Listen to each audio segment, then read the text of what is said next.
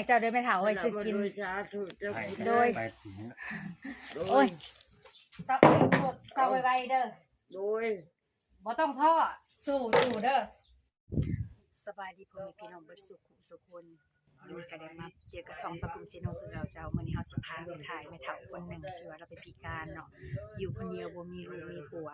พอดีมื้อนี้ก็มากับเบาลาวพาเพลินเดี๋ยวจะพากันไปเบิ่งกันเลยเนาะพี่น้องเนาะเฮือนเพิ่นเดี๋ยวสิพาไปเบิ่งเฮือนเพิ่นโอ้ยคือเจ้าน่ะแบบว่าพิการครึ่งหนึ่งเนี่ยบ่ครึ่งหนึ่งครึ่งโตลงมาเลยบัวไปขวาซีกหนึ่งเลยไปนี่ข้างหนึ่งเนาะขาจ้ะข้างนี้ยกได้อยู่บ่ขานี่ได้ทูมือทูไปสิทูไปสิไปสิไปสิไปสิไปสิไปสิไปสิแต่ก็มายกไปสิตู้ได้แต่ซ้ำนั่นบ่ทุกการเดียวลูกได้บ่มีไงลูกได้บ่ลูกก็บ่ได้เนาะลูกก็พยายามลูกช่วยแล้วนี่เด้ข้าวน้ำซ้ำปลานี่บ่ได้หาเจ้ากินหลานไปไสเดียวนี่ไปแต่น้อยที่มาตามมาแบบโดยไอ้ที่ว่าซื้อเวียงน่ะบ่โดยคนน่ะบ่เป็นผู้เบิ่งเจ้าน่ะบ่โดยนั่นจะดูแลโอ้ร้านไปตัดอ้อยโดยแล้วมาจังโมงร้านเจ้าน่ะมามืดวันค่ำมืดกูจังมาเขามาเขาเพิ่นเนี่ยก็พยายามให้เนาะโอ้ยเจ้าน่ะบ่มาเข้าให้เพิ่นน่ะจ้าโดยไอ้ลูกไปวิทยาลูกไปที่ไหนกันนั่นบางอย่างจะบึงบ่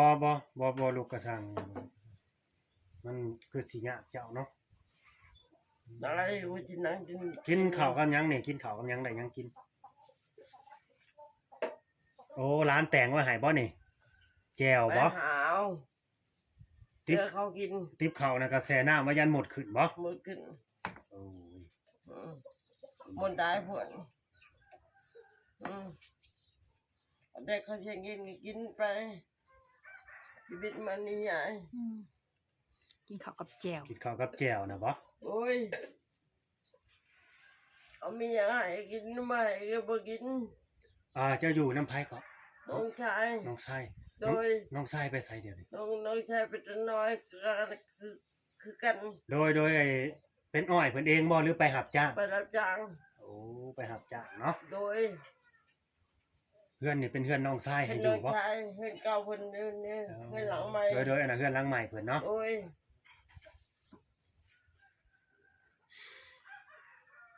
จักแนวสิเว้าเจ้าก็บ่มีลูกมีผัวบ่มีผัวตายผัวก็ตายอีกโดยผัวตายตั้งแต่พิการมีลูกนำกันบ่กับผัวน่ะมีแต่คนก่อนคนที่ตายบ่มีนำกันโอ้จะมีผัว2คนบ่โดยผัวตายคนสื่อเลี้ยงกับผัวตายคือกันเนาะคนที่ชื่อเลี้ยงผัวไฟช็อตอยู่บ้านนี่บ่ไฟช็อตอยู่ไทยโอ้ไฟช็อตอยู่ไทยหลานสาวเพิ่นอันนั้นได้ดูวันน้ำนั้นได้ดูวันน้ำก็คือได้ดูก็คือตอนนี้นะโดยคือตอนนี้นะ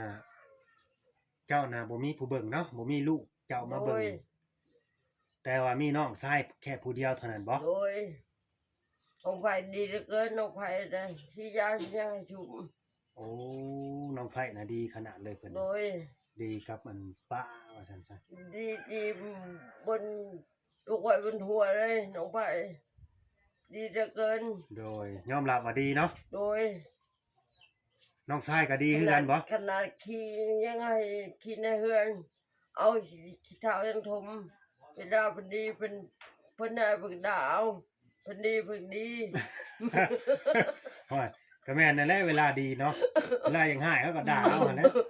พอทำเวลาเป็นดีเนาะเป็นดีทางดีนำนี่เพิ่นนำค้าอยู่เพิ่นปีกวดได้เห็นมายึกยาวดีกินดอกจะเป็นแบบนี้นะมาจากปีแล้ว ชีกว่าปีชี5 ปีนะ โอ้4-5 ปีเลยจะอยู่แบบนี้นะ จ้ะขอโทษนะภายใดจะเพิ่นโทษนะ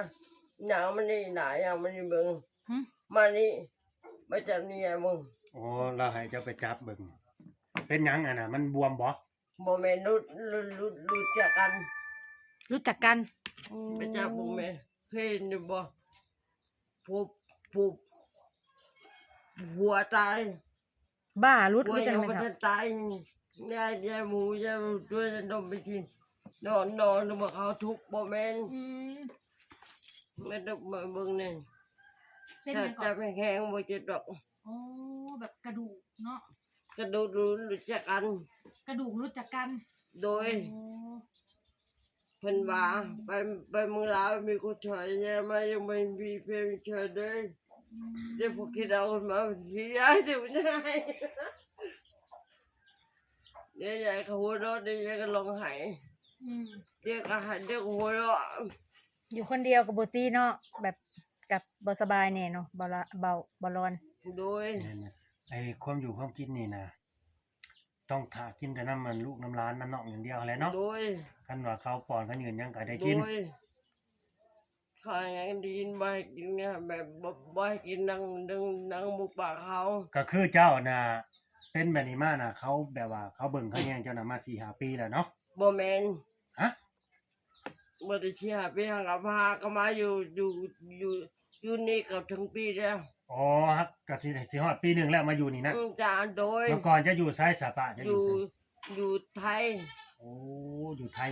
มาเด็กๆกว่าเขา โด จะ ย ส่งมันถึง ก็แสดงว่าพิการมาแต่อยู่ไทยเนาะ โดย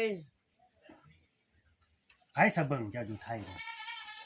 เขาบอกจะถูกไว้หลายคนบอกเขาสงสาร โอ้ เขาเอ็นดูสงสารคนดีๆเขาให้กิน โดย คนได้ก็มีน้ำใจดีเกินกับใหญ่ นึกว่าลูกผัวเบิ่งอยู่ไทยผู้บ่แม่นบ่ ผัวตาย ผัวตาย โดย คนที่บ่ตายให้เด้ซะ คนที่ปตายทิมแต่ลูกกุโตบุญ โอ้ ทุกคนเลยไงขอที่ธรรมราชทุกคนดีมีผัวคนที่ธรรมราชนะ มีครัวนครศรีธรรมราช จ้า โอ้อยู่ภาคใต้บ่ จ้าแล้วก็ที่ธรรมราช เขาจำเจ้าได้อยู่บ่ลูกนะ แต่บูจะหน่อยไปได้ออกมาเรียงถึงปีเขาก็เอาไป โอ้เขาจำบ่ได้แล้วคันว่าเนี่ยนะ เขาบูจักว่าจะเป็นแม่ แม่ โดย โอ้ ตั้งแต่เลี้ยงบ่ถึงปีซับ แต่หมอดูเพิ่นว่าลูกตามหาอยู่ ตอนนี้บ่ โดยเพิ่นว่าเดิน โอ้ เดิน ก็แสด หาง ว่า เดินนี่ถึง โดยก็แสดงว่าลูกนี่ยังมีความกตัญญู เนาะ แสดง ว่าตามหาแม่ แสดงพอบอกว่าแม่เป็นคนลาว โดยเพราะว่าลูกเจ้าก็อยากฮู้อยู่ว่า โดย อ่า แม่ตายยังบ่ยัง แม่ อน ยู่ ว่าแม่เป็นจังไดตอนนี้เนาะ โดย ยังสุขสบายดีบ่หรือว่าจังได ลูก หั้น บ่ นะ รู้ว่าแม่เป็นยังไง บางที แม่ ลูก เป็น ก็ ผู้ถูกบ่ฮู้ แม่นบางทีลูกก็อยากตอบบุญแทนคุณแม่นะพี่น้องทุกคน โดย แม่เป็นให้กำเนิดมาเนี่ยเนาะยังตามหาเอาสันหมอดูท่วงว่าซะๆนี่ก็ได้เนาะ โดย ให้สภาเจ้ามาแต่ไทย เพิ่นจุงมา เพิ่นส่งมา นาย